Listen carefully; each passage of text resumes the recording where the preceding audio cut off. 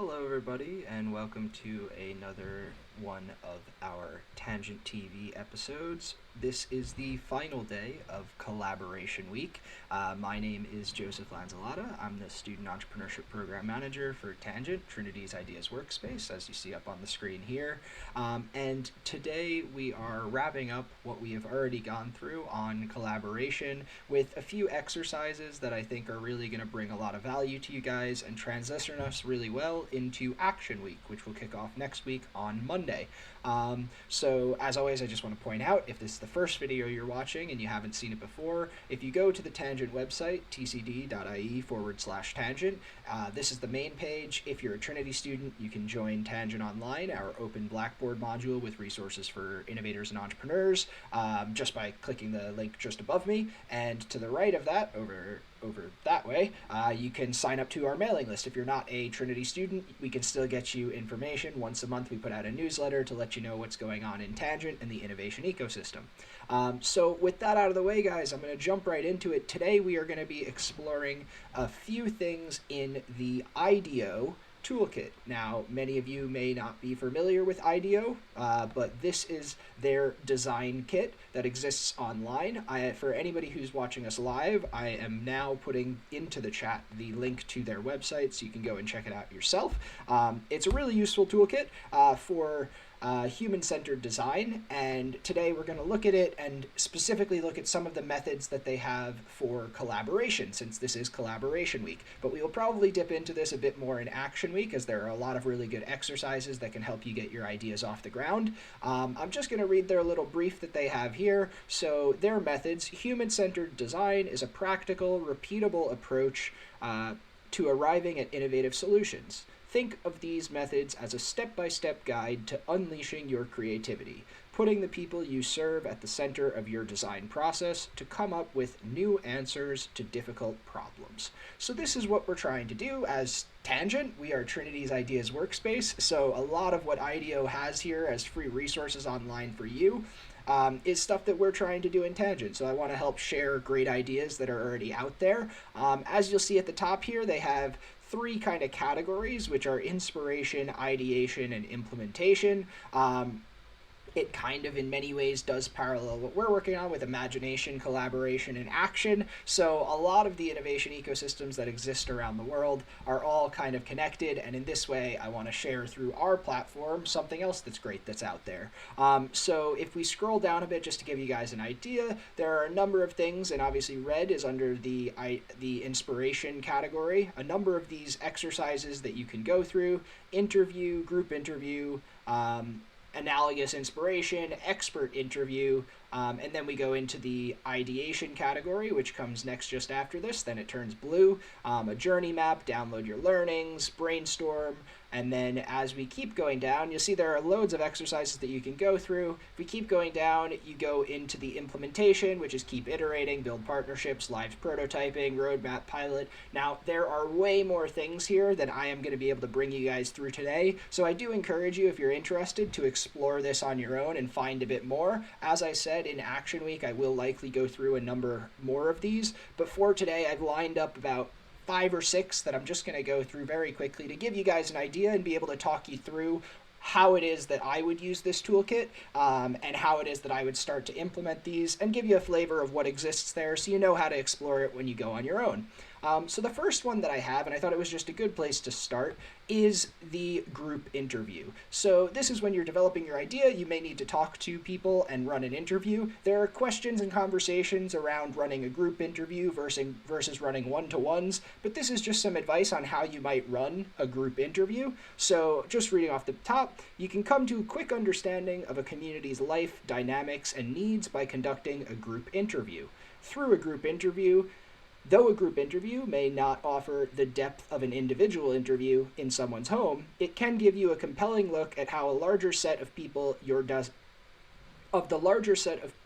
designing for operates. The best group interviews seek to hear everyone's voice, get diverse opinions, and are strategic about group makeup. For example, an all-female group might give you insight into the role of women in a society, whereas a mixed group may not.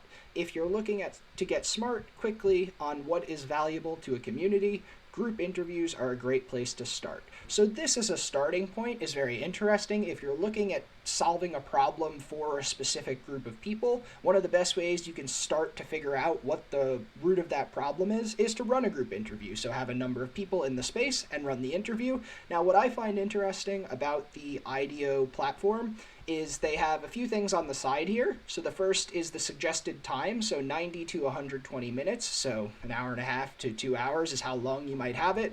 They have a level of difficulty, so it's a moderate level of difficulty. It can be hard to organize getting the whole group together and being able to effectively manage the room as you ask questions to people. Materials needed: pens, paper, camera, and participants, at least 2 members. Of the design team. You'll need one person who's likely to ask the questions and one person who's probably taking notes, and then 7 to 10 interviewees. That constitutes a group. Then the steps of taking it on. Number 1, you want to identify the sort of group you want to interview. If you're trying to learn something specific, organize the groups so that you have the best chance at hearing it. So you want to figure out who it is that you want to talk to and make sure that the group you bring together is representative of who you would like to talk to. If it's a solution just for women, maybe a group of just women. If it's a solution just for men, then maybe just men. But otherwise, you'll have some blend of people that would ideally make up the group that you are looking to speak to. Step number 2, convene the group interview on neutral ground, perhaps a shared community space that people of all ages, races, and genders will have access to. So you want to make sure that it's someplace where it's neutral. It's not necessarily a place that you're 100% comfortable, everybody has been before. It's someplace new, someplace that you can bring people to, but is accessible to all of the demographics that you would like to speak to. Then, number 3, in a group interview, be certain to have one person asking the question and the other team member taking notes and capturing what the group is saying. This is what I was saying just before. The idea of having 2 people is that one person can build meaningful conversation and actually ask questions that they will get answered, and the other person can purely focus on taking down notes. I know that some people are very good at multitasking, but this is not one of those cases where you want to be multitasking, because if you're the one asking the questions, you don't want to be every time somebody answers the question looking down at your piece of paper to write down the answers that they have, just because that disconnects you from them and can lead to more canned answers and less honest conversation, which could skew your results. Number 4, come prepared with a strategy to engage the quieter members of the groups. This can mean asking them questions directly or finding ways to make the more vocal members of the group recede for the moment. So this is an important thing when you run group interviews. If you're looking at running a group interview, there's always going to be at least 1 or 2 people who are very comfortable and very vocal and are likely to share a lot of their opinions. However, the reason that you brought together the group that you did from step number 1 is because everybody in the group would ideally have something to contribute. It's not necessarily just the loudest person who always has all of the information you need to have. It's important to get their opinion, but being able to manage that by saying something as simple as, hey, can we hear from anybody else in the group? Or asking specifically, Susan, have you anything to say on this topic? Just to bring everybody into the fold and make sure everybody feels included and that you get the most value out of the group while you have them for whatever period of time you have them. And then number 5, group interviews are a great setting to identify who you might want to go deeper with in a co-creation session. So this is kind of the first high-level understanding of the big group, and then a co-creation session is actually one of the things we're going to go into in a little bit, but that's a bit more down the road once you have a deeper understanding of the problem you're trying to solve and how you might propose a solution to it. So I have on the left, the last thing that I just want to point out is the process phase. So this is in the inspiration phase. It's just getting yourself started. You're trying to understand the demographic or the group that you are looking to speak to, and then move forward with whatever the ideas are that come from that. And the next step in terms of collaborating and working with people is the brainstorming session. So I've brought this in because I think that once you have a conversation with a large group of people and have a lot of information coming in, you've taken your notes, it is a great time to run a brainstorming session. What a brainstorming session is, we'll just go through what it's explained here because IDEO says it better than I can off the top of my head. Energize your team and drum up a staggering amount of ideas. At IDEO.org, we use brainstorms to tap into a broad body of knowledge and creativity. Over the course of your project, you should do them not only with your design team, but also with partners and people you're designing for. Refer to brainstorm rules for the specifics of what make for a fruitful brainstorm. But remember that the best policy is to promote openness, lots of ideas, and creativity over immediate feasibility. Brainstorms work best when the group is positive, optimistic, and focused on generating as many ideas as possible. And that is key. Focusing on this is not the time to be refining ideas. It's about looking openly. You have 30 to 60 minutes. It's moderate difficulty. All you need is pens, Post-its, and a large sheet of paper or a whiteboard. I like whiteboards, so being able to write it on, erase, and move stuff around. You can also put Post-its on a whiteboard, so it can all work together. And then participants, the design team, partner, community members. If you're in an early stage startup, this is probably everybody on your team. So your entire team can come together based on the group interview and understanding your customers very well. You can start to brainstorm the ideas that you might have to solve that. And in this way, it becomes very collaborative because everybody on the team is involved and throwing out ideas, and there are no no's, there's just ideas. And that's the best way to start a collaborative environment where everybody feels that they can contribute. So step number 1, pass out pens and Post-its to everyone and have a large piece of paper, wall, or whiteboard on which to stick them. Step number 2, review the brainstorming rules before you start. So what I'm going to do now is just jump over. I have the brainstorming rules here. So we'll go through these very quickly. The brainstorming rules, I'm not going to read the detail at the top. Number 1 is defer judgment. You never know where a good idea is going to come from. The key is to make everyone feel like they can say the idea on their mind and allow others to build on it. So one exercise is yes and. So if somebody says this is the idea, this is an idea, there's no I know that's not going to work. It's yes and. If you have something to add to it, that's wonderful, but this is not the time to have judgment.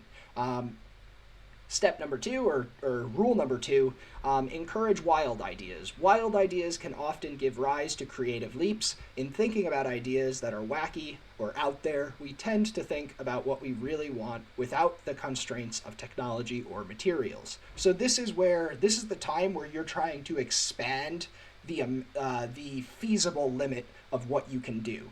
Because if somebody comes up with an idea that may not be able to be implemented today, but with a few things and a few steps and innovations in between, you can get there, that's where you're going to get that generation-changing idea, is when you're reaching beyond what you can easily see to be done today. And this is the time to do that. So encouraging wild ideas is a wonderful thing. Number 3, build on the ideas of others. Being positive and building on the ideas of others takes some skill. In conversation, we try to use and instead of but. And this is what I meant, saying the yes and. So yes, that's an interesting point. That's an interesting idea. And I think that we could also do this. So it all adds on top of each other, and it encourages people to continue suggesting new out there ideas, which will result in a better brainstorm. Number 4, stay focused on the topic. Try to keep the discussion on target, otherwise you can diverge beyond the scope of what you're trying to design for. So one key thing could be putting at the top the goal of the brainstorm, so that while everybody's coming up with ideas, even though you're going to reach as far wide as possible, you still do stay focused on the topic of what you are trying to solve. What is the idea's space you're trying to work within? And then number 5, one conversation at a time. Your team is far more likely to build on an idea and make a creative leap if everyone is paying full attention to whoever is sharing a new idea. So when you're talking about ideas, it's massively important. Like once you have all of your ideas up on the board, it's really important to start to allow for each idea to have its own space. Side conversations are not necessarily the best way to facilitate the full brain power of your group at any given time. You want everybody focusing on here's how we're going to work on this one idea right now, and then you move on to the next one. So one at a time, massively important. Number 6, be visual. In live brainstorms, we write down on Post-its and then put them on the wall. Nothing gets an idea across faster than drawing it. doesn't matter if you're not Rembrandt. So you've heard the term a picture's worth 1,000 words. This is definitely the case when you're writing on Post-its and sticking them up on the wall or sticking them up on a whiteboard. If you can draw a picture to show people what you mean, that can always, that's like it's almost like you're starting to prototype the idea that you have, and it can allow you to communicate it a lot quicker and allow for more expansive ideas to come off the back of it. And then number 7, and this is key, go for quantity. Aim for as many new ideas as possible. In a good session, up to 100 ideas are generated in 60 minutes. Crank the ideas out quickly and build on the best ones. So you are trying to get as many ideas as possible. This is one of the key spots in your idea development phase where you want quantity, not quality, because the massive number of ideas will get whittled down very quickly. But if you start with a lot, you will be able to refine to the best a lot better. So with those rules in mind, I'm just going to play this little video that does explain it, because I think that it's valuable to watch a video for people who are more visual like me, and then we'll just jump back into the brainstorm session to go through the last few points on that. So I'll start this here. All right, so let's look at our brainstorming rules. First up, defer judgment.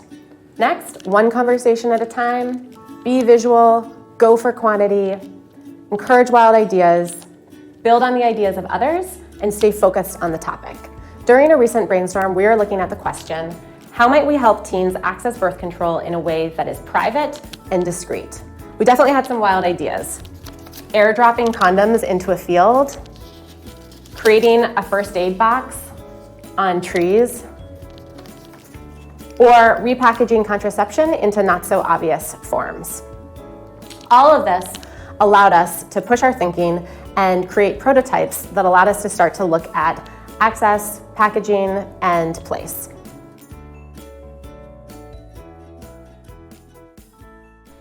So if you look at that as an example, and that is the example that they use, it's one example of many, but like the idea is that they're starting a conversation with the breadth of ideas that they have. So the wider the variety of ideas, the easier it will be for you to start the conversation about where you're going to move your company to. So what I'll do now is I'm just going to go back to the brainstorming session. So in the brainstorming session, you pass out the pens and paper, review the brainstorming rules, which we've just done, so you now understand the brainstorming rules, and you can even put them up on the board.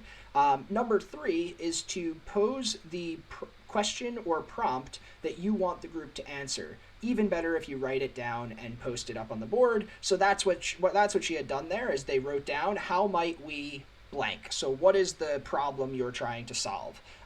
If you put that up on the board, you are able to then go, how might we solve this? That keeps everybody on track. But you can also be as expansive and as wide in ideas as you would like to within the parameters of that question. I'm just seeing Colin popped into the chat there. Brainstorming is a great tool, but one negative person can destroy it before it gets started. Any tips on handling that? So tips on handling the one negative person, I think, is over-encouraging positivity in new ideas. So if you are the facilitator of the brainstorming session, it's less about discouraging the negativity. If somebody starts to say, that's a bad idea, it's very difficult to turn them around, because as soon as you say something in response to that, you're starting an argument, and that takes away from the group. If you can make a point when putting the Post-its on the board, or when you're watching people put Post-its up, like, Susan, that's a great out there idea, well done, and you can get ahead of it before somebody has the opportunity to say something negative, they will realize their place in the group as the negative person, and when people can see that they're being the negative person, they're less likely to continue doing it. So it's just, in my view, in my experience, it's been, if you can be that positive person where as soon as somebody puts something on the board, great, awesome, really out there, anybody have ideas that come off of what Jim said? If you can facilitate in a positive direction before the negativity comes up, I think that's a really good way to push the conversation forward. Great question, Colin. If anybody else has questions as we go, I'm happy to answer them and feed in. So yeah, thanks for that. I'll keep us going though. So number 4 then, once you have the prompt up there, as each person has an idea, have her describe to the group as she puts her Post-it on the wall or board. So this is another thing that actually feeds into what we were talking about there, Colin.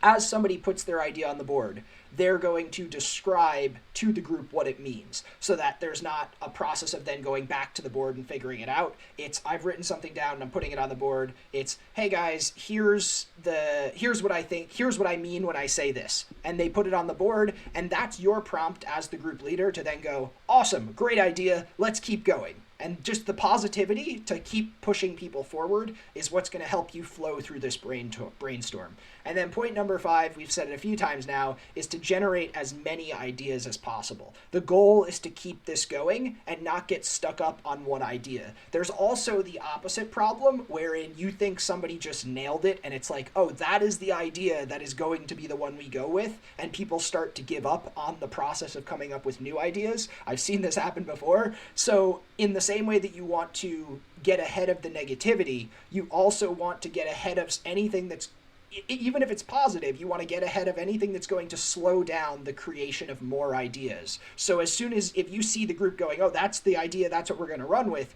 you want to get ahead of it and go, yeah, that's an awesome idea. Let's see how many more we can come up with that might compete with that. Right? So just getting people to continue to write down as many ideas, and you're crunched within this short time period. It seems like a while, but when you're coming up with new ideas, once you get rolling, it can run for quite a while. So guys, that is a brainstorming session. It is obviously, as I said, in the ideation process phase, and it is massively collaborative. So this is why it's in collaboration week. It's a massively collaborative thing because it's everybody coming together to think about what are new ideas around the problems that you may have found out when you ran your group interviews. So the challenges that those people had can even be prompts to get you to say your question that you put on the board. So how might we solve the problem that our discussion group or our group interview had?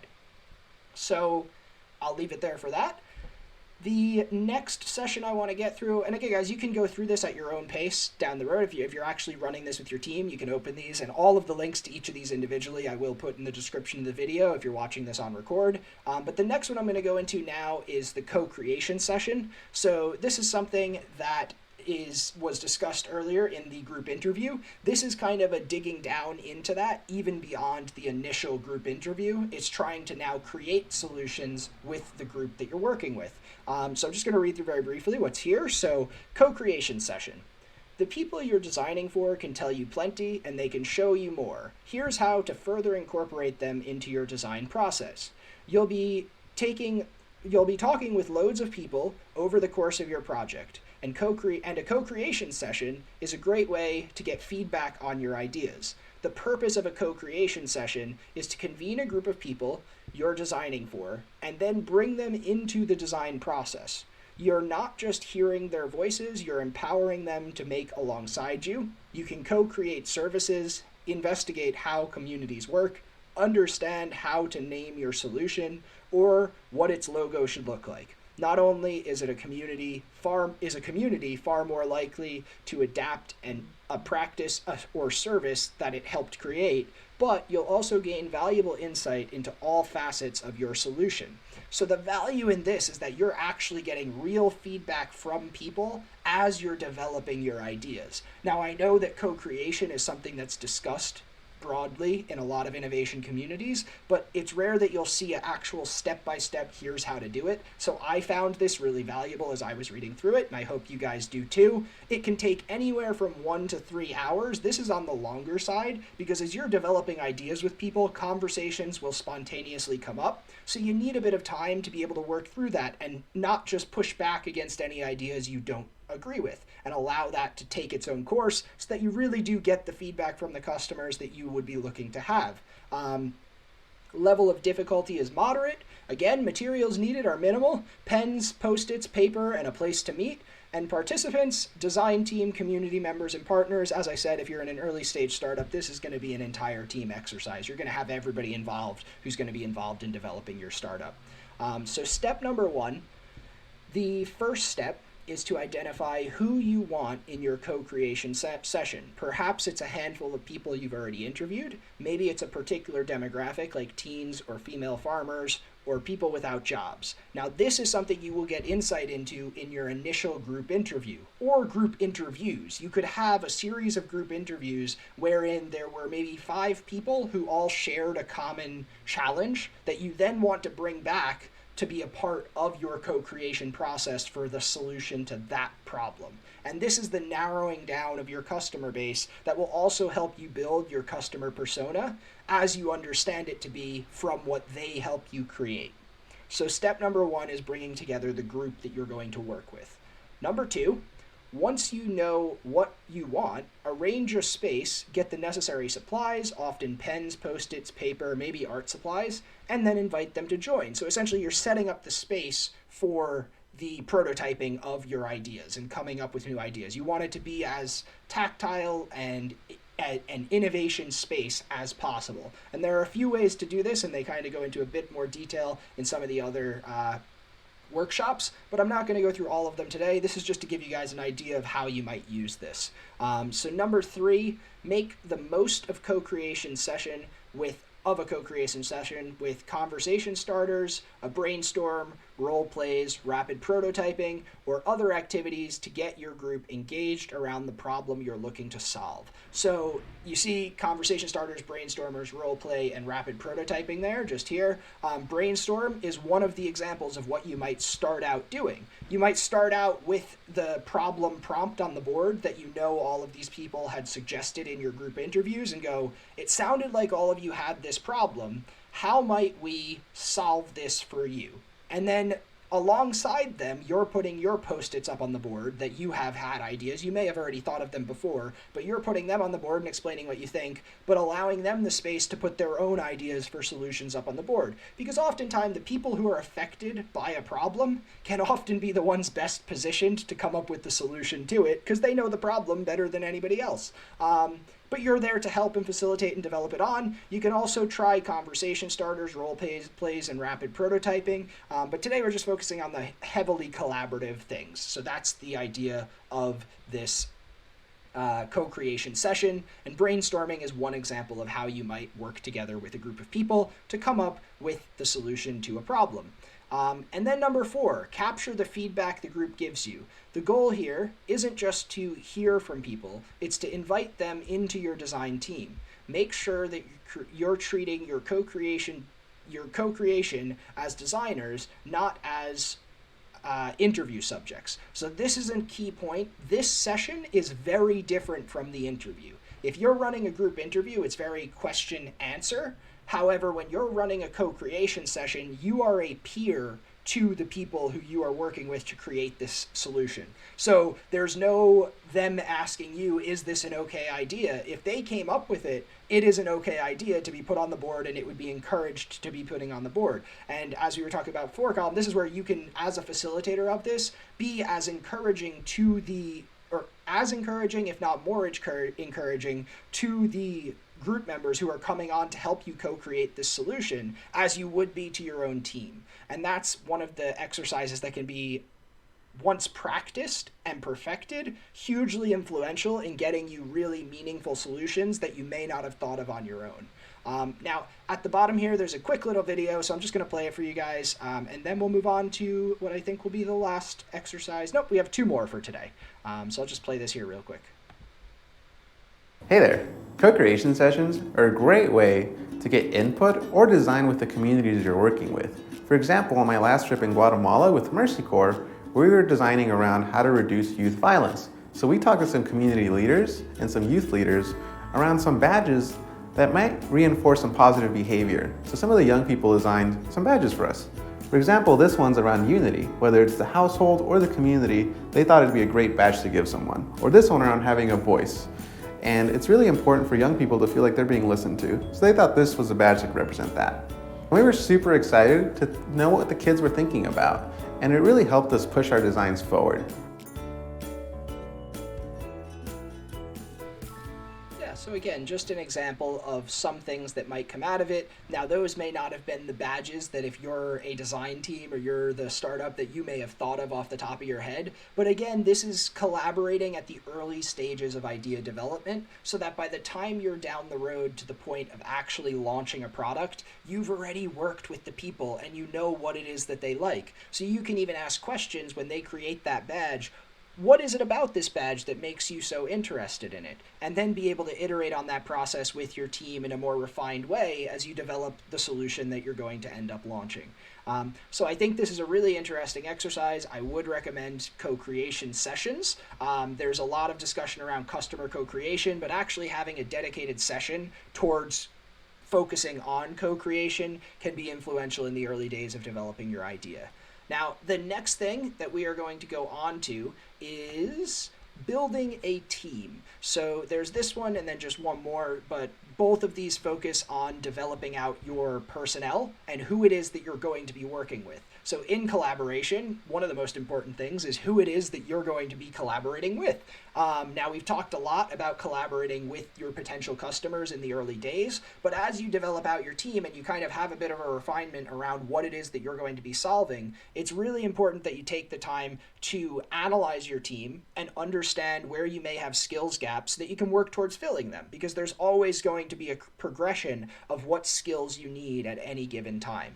So in building a team, an interdisciplinary mix of thinkers, makers, and doers is just the right combination to tackle any design challenge. Human-centered design works best with cross-disciplinary teams. You could put 3 business designers to work on a new social enterprise, but if you throw a graphic designer, a journalist, or an industrial designer into the mix, you're going to bring new modes of thinking to your team. It's smart to have a hunch about what kind of talent your team will need. If you are designing a social enterprise, a business designer is probably a good bet, but you won't get unexpected solutions with an expected team.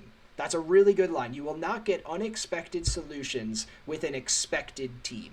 So if this is what you think is the standard team to solve this problem, you might be doing something wrong, because in early stage idea development, in early stage startups, you're trying to break outside the mold most of the time and create something that hasn't been done before. So having a team that will reflect that diversity of thought is something that's hugely important and will help you massively. Now, there are challenges around figuring out who that is, but that's what this exercise takes you through. So the suggested time is 60 minutes. Level of difficulty is hard because you're figuring out what it is you need to make something that potentially has never been done before. All you need, though, is a pen and paper. You need a project lead and partner organization. So the person who's going to lead it, and then who else is on your organization who's going to help you figure out the skills that you have. First, number 1, assess how many team members you'll need, your staff's availability, and when your project should start and end. So this is talking in the concept of a project, so short-term building a project, but you could extrapolate this out. If you have kind of like a startup that you're going to be developing, you might bracket it into, okay, in the first 6 months, we're going to need these skills. In the first 2 years, we're going to need these skills. And that's a way of breaking it down into more manageable bite-sized pieces. But the idea is that you're going to assess how many people you need and how available they are. I know that I work with a lot of students, and students have a balancing act in their time when they're developing new ideas. So when they're developing new ideas, if they're a mathematics, science, STEM student, they may have a lot less time than an arts and humanities student, or vice versa. It depends on the scheduling, but either way, you need to have a conversation in the beginning about how much time everybody has to commit to the project, so that when you're setting goals for your startup or your idea that you're going to be developing, there's a realistic timeline that you can put around how much input everybody will be able to have, and how many outputs you can realistically expect in the foreseeable future. So availability and when your project should start and end. So you bracket it, maybe the first 6 months of development, how much time does everybody have, and how many people do we then need to fill what we need to get done. That's a pretty big first step. If you can get past that, very well done. Number 2, look at the core members of your team and determine what they're good at and what they're not so good at. Now this requires honesty, especially in early stage teams, where you can look at what are the skills that I have, that my team has, that are going to enable us to accomplish the goal, which is developing the idea or launching the startup, whatever the goal is. What are the skills that I have, and what are the skills that I don't have? Where are we lacking? And being honest about that is going to help you when you're talking to mentors or when you're talking to anybody about your startup idea, to be able to accurately portray what it is that you need help with. Because if I'm a mentor and you come to me and you say, yeah, we have all of the computer science development skills that we need, we're going to be able to develop this app, no problem, that's out of my head, and I'm not going to think, okay, I need to connect these people with people who can talk to them about that. Whereas if you come to me and you're like, we're really solid on the business side, we understand how we're going to reach our market, we have the plan for that, we've done our customer development, but we really don't know too much about tech development, and we need help finding somebody who can either do the development for us or can talk to us about how we might do it ourselves. That's a really easy thing for me to help you with, and it will help your team be able to effectively collaborate without everybody thinking that it's somebody else's area of expertise. If it's been discussed ahead of time that you don't have somebody with an area of expertise on the team, nobody will hold each other responsible for filling that if it's already been discussed. Part number 3, is there a clear technical capability that you'll need but don't currently have? Maybe a mechanical engineer, a graphic designer, a skilled writer. Remember that you can always add a team member for a shorter period of time when their skills are most important. So this is part number 3, which is kind of that assessment. It's looking at, okay, here's what we're missing on our team, and in order to effectively develop the idea and be able to work together effectively, we're going to need to have that person, but you are able to put a time span on it. So it doesn't have to be this is somebody who's on our team forever. When you're talking to people who are going to come on maybe as a graphic designer, it can be upfront, we need somebody who's going to be able to design our logo and make our website look really slick, but down the road we might not need that as much. So now you know when you're talking to a graphic designer, they may be coming on as a part of the project and not necessarily as a long-term co-founder, and then you're looking for the right person. So it's just really important to have this conversation early on in your idea development phase so that you're able to know what it is you need as you progress, and this is an exercise that you can do in an iterative process based on the timeframes that you're working with. So I'll leave it at that. If you're at this stage and you need more help with idea development or you need help with building your team, for students of Trinity, I have the ability to book in one-to-one mentorship sessions, so I'm happy to sit down with any of you guys. You can find that through the Tangent website, or if you join Tangent Online, the Blackboard module, you can book a one-to-one with me there. So the last thing I'm going to go through today is building partnerships. So this is it can be at the later stages of your idea, but it can even start from the very beginning where you're looking to build partnerships with other people or other organizations that are in the same space as you. So building partnerships. You may well need some help getting your concept to market. Building the partnerships you'll need now.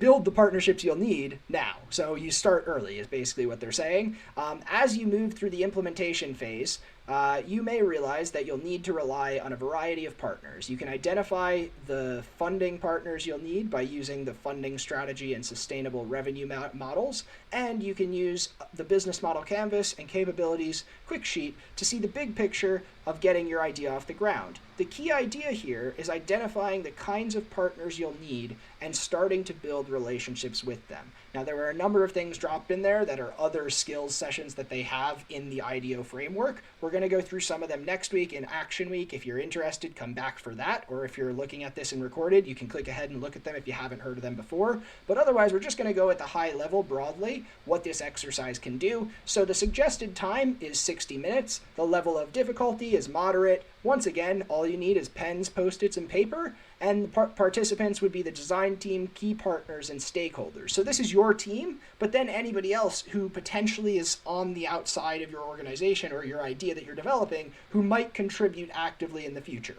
So step number 1. Get your design team together with other key stakeholders and partners. Ideally, these same people will have worked on your roadmap, funding strategy, and sustainable revenue. So these could be mentors. These could be people in your space who are experts who you've spoken to before, but anybody who might be involved in the development of your idea is somebody who you'd want to have in this room. Obviously, it's hard to get everybody at once, but if you can, it's really valuable to have a lot of minds working on a project at the same time. Step number 2, start with a brainstorm around what your primary partnership needs are. Maybe you need greater access to the press. Maybe you need to raise money. Determine what it is you need. So this is looking at your organization going, here's what we need. Okay, we need to, as they said there, we need to be able to access the press. We have a product we're going to be launching soon, or when we launch this product, it's heavy marketing. We need to have partnerships with people in the media who are going to help us do this. And that's what you'd say, how might we gain greater access to the press? And then a brainstorming session around that, like we looked at before, would just bring up as many ideas as possible around how you might do that. Or how might we raise money to fund this startup? that could be a prompt, and then you're going to go into every way you could potentially raise money. Everything from asking friends and family up to venture capital investment or trying to run into Elon Musk while you're walking down the street. Every idea is going to be welcome. Then step number 3, take those key partnership needs and have another brainstorm around who you know already and who you can reach out to in your greater network. So this is where you're then going one level deeper. Say it is funding. Methods of funding could be, as I said, the joke with the Elon Musk, running into Elon Musk, right? Okay, so how many people away am I from Elon Musk? Who do I know who might be able to make that introduction because he's the investor that we need to talk to? Or asking friends and family, okay, I know all of my friends and family, but who might they know? Also, angel investors, venture capital. There are a lot of ideas that could come up on the board, but the next phase is digging into the how might we actually reach those funding ideas that we had before. So it's one level deeper. Then step number 4, though you'll want to remain flexible, you'll also want to start to set parameters around what you need from your partners. Figure out when you'll need each one, how much you can reasonably ask of them, and what kind of deadlines to set around your ask. So now it's just trying to, okay, we know what it is that we're looking for. Say it's the funding avenue. We know what it is we're looking for. We know who the people are that we need to talk to get us to them, or who the people are that we need to talk to. And then you're just setting parameters and timelines around, okay, here's how long we're going to give ourselves to make that happen. So when you put something time bound, it's more likely to happen within that. If you've heard of SMART objectives before, it's the idea of being specific, measurable, attainable, realistic, and time-bound. The last part being time-bound. When you put a timeline on something, you're more able to achieve it because you can foresee how you might get there in a step-by-step way. So the last thing I'm going to show you guys today is just this quick video explaining a bit about what I have just talked about. Strong partnerships are critical in taking any design effort forward. We found this to be especially true over the course of the past year, as we've been designing a youth-centered family planning program in Zambia. Our partners on this work have been the Zambian chapter of Marie Stopes International and the Hewlett Foundation. Having specific partners with vast technical expertise in sexual and reproductive health has really complemented our design skills. Having such specific partners has guaranteed cultural relevance, impact, and scalability for our design. So an impact story as to how finding the right partners was able to help their business. This fits in the process. It's at the implementation stage. So this is as you're starting to implement your idea and launch it. This is the key part where you need partners, but it's never too early to have those conversations. So that's the last one I'm going to take you guys through today, but if I just bring us back to the Design Kit main page here, as you can see, there are loads of other exercises that you can go through based on the thing that you're looking to do. So I would encourage you guys to have a look through there. If you are interested in coming back for more of this, next week we're going through Action Week. So we've gone through Imagination, this is Collaboration, and next week is going to be Action Week, which is going to entail me going through some of these exercises, but others around the internet, looking at some trends and actions, and kind of my top tips on how to get started in developing your ideas. So definitely do check that out. All of the live streams will be going up over the weekend. Also, there will be another, our final session of our storytelling series will kick off next week. So do tune back in for that. It is going to be well worth your time. I hope you guys enjoyed and got some value out of today, and I hope to see you all back next week. Enjoy your weekend.